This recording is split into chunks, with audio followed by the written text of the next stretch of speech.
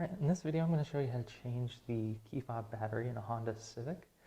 This is a smart fob used from 2014 till present.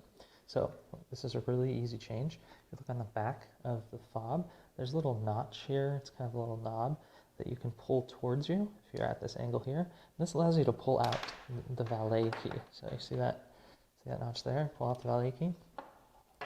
And if you look inside here, there's a little slot between the two pieces. So this fob comes in two pieces, and we're going to pry these apart. And the way to do this is to take your valet key, stick it right in the middle there, and if you just twist, you can easily pop this off and get access to the internal battery that you need to change, which is a CR2032 battery.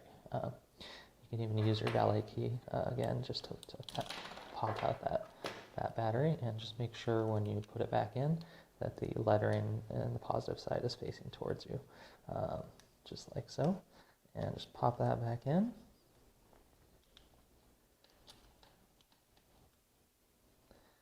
It's a little finicky. You gotta make sure you kind of get it set just right.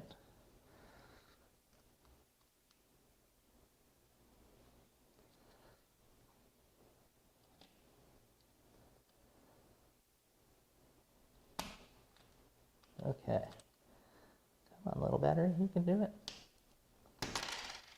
All right, I'm going to put this on the ground here. I'll make it a little easier.